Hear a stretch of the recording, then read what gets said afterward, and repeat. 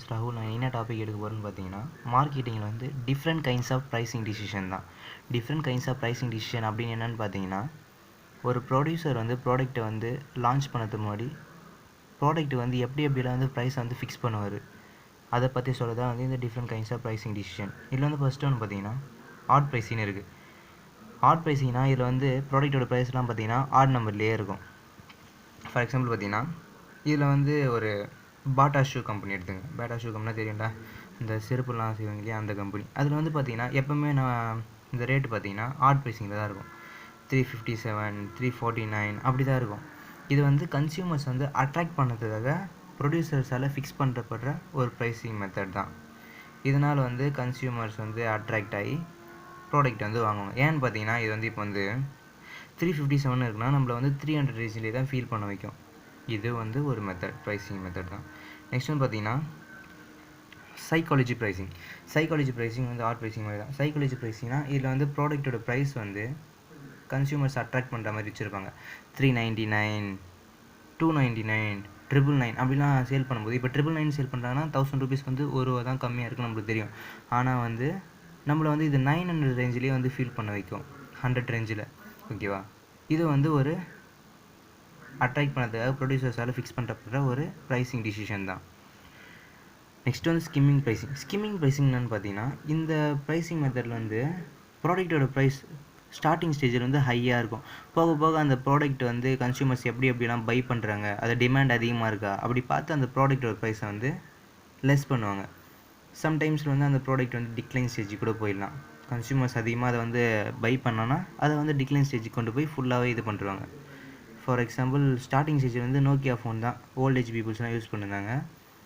இந்த மொபைலோட ப்ரைஸ் பார்த்திங்கன்னா நான் ஒரு அப்ராக்சிமேட்டாக ஒரு 1000 ருபீஸ் வைக்கிறேன்.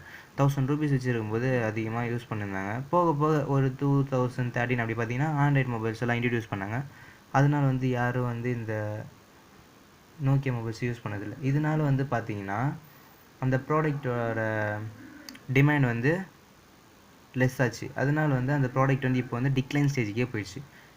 இதான் வந்து ஸ்கிம்மிங் ப்ரைஸிங். ஸ்டார்டிங் ஸ்டேஜில் வந்து ப்ராடக்ட்டோட ப்ரைஸ் வந்து ஹையாக இருக்கும். போக போக அந்த ப்ரைஸ் வந்து கம்மி பண்ணுவாங்க, இல்லை டிக்ளைன் ஸ்டேஜுக்கே போயிடும். ஓகேவா? நெக்ஸ்ட் வந்து பெனிட்ரேஷன் ப்ரைஸிங்.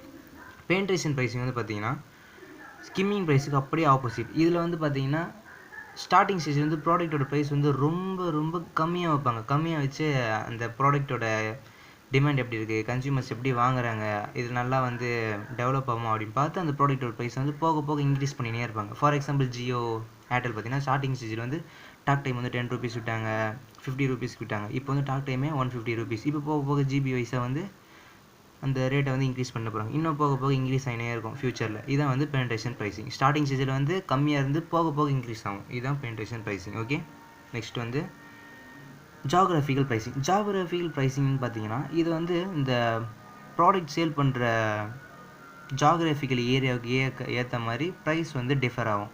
ஃபார் எக்ஸாம்பிள் வந்து டர்மரிக் எடுத்துங்க. டர்மரிக் வந்து இப்போ வந்து தமிழ்நாட்டில் வந்து எக்ஸ்போர்ட் பண்ணுறாங்கன்னா, தமிழ்நாட்டில் வந்து உற்பத்தி பண்ணுறாங்கன்னா, இது வந்து அப்படி போக போக பக்கத்து கண்ட்ரி போக போக அந்த ப்ரைஸ் வந்து பார்த்திங்கன்னா டிஃபர் ஆகும். பக்கத்து கண்ட்ரியோ இல்லை பக்கத்து ஸ்டேட்டோ போகும்போது ப்ரைஸ் வந்து டிஃபர் ஆகும். ஏன்னா இம்போர்ட் எக்ஸ்போர்ட் சார்ஜஸ்லாம் சேர்த்து அவங்க வந்து ப்ராடக்ட்டோட ப்ரைஸை வந்து ஃபிக்ஸ் பண்ணுவாங்க.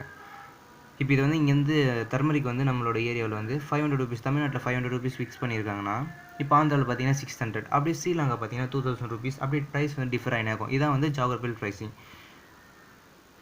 ஜாகிரபிக்கல் ப்ரைஸிங்னா ஜாகிரபிக்கல் ஏரியாவுக்கு ஏற்ற மாதிரி டிஃபர் ஆகும். நெக்ஸ்ட் வந்து பார்த்தீங்கன்னா கஸ்டமரி ப்ரைஸிங். கஸ்டமரி ப்ரைஸிங்னா இந்த ப்ரைஸிங் மெத்தடை கிராஸ் பண்ணாமல் எந்த ஒரு ப்ராடக்ட்டும் வந்து வந்ததே கிடையாது. எலக்ட்ரானிக் ஐட்டம்ஸ் இல்லை, நம்ம கன்சியூம் பண்ணுற குட்ஸாக இருக்கலாம், ஏதோ ஒன்று வச்சுக்கோங்க.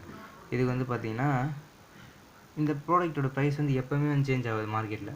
ஃபிக்ஸ் ஸ்டார்டிங்கில் எவ்வளோ வைக்கிறாங்களோ அதே ப்ரைஸ் தான் இருக்கும். ஃபார் எக்ஸாம்பிள் பார்த்திங்கன்னா பூமர், விவிடி, அந்த கோகோனட் ஆயிலு, டைரி மில்க், இதெல்லாம் பார்த்திங்கன்னா பூமர் வந்து ₹1 தான் ஸ்டார்டிங் ஸ்டேஜில். இப்போவும் அந்த ₹1 தான் இருக்குது. ஏன்னா ஸ்டார்டிங் ஸ்டேஜில் வந்து அவங்க சாம்பிள் கொடுக்குற மாதிரி அது எல்லோரும் வந்து வாங்க வச்சு. இப்போ பூமர் பார்த்திங்கன்னா வேறு புதுசாக வந்து எக்ஸ்போர்ட் பண்ணுறாங்க. விவிடி அது ₹1 விட்டாங்க, இப்போ வந்து அந்த பாட்டிலில் வந்து இது பண்ணுறாங்க. அதே மாதிரி டைரி மில்க் ஸ்டார்டிங் ஸ்டேஜில் ₹5 விற்றாங்க, அது இப்போ வந்து 10, 20, 200, 1000 ருபீஸ் வரையும் இருக்குது. இதான் வந்து பார்த்திங்கன்னா கஸ்டமரி ப்ரைஸிங். இந்த ப்ரைஸிங் மெத்தடை வந்து தாண்டாமல் எந்த ப்ராடக்ட்டுமே வந்ததே இல்லை. இதான் வந்து கஸ்டமரி ப்ரைஸிங். நெக்ஸ்ட் வந்து பார்த்திங்கன்னா டியூவல் ப்ரைஸிங். டியூவல் ப்ரைஸிங்னா இது வந்து சம் ஃபீச்சர்ஸ் வந்து இதில் ஆட் ஆகிருக்கும். அப்படி என்னென்னா இவங்க வந்து இப்போ கார்டு ஃபெசிலிட்டிஸ், நீங்கள் வந்து இப்போ கிரெடிட் கார்டு எடுத்துகிட்டு வந்தீங்கன்னா உங்களுக்கு வந்து இப்போ நாங்கள் வந்து 10% ஆஃபர் கொடுக்குறோம். அப்படி இதான் வந்து டியூவல் ப்ரைஸிங். ஓகேவா? தேங்க்யூ.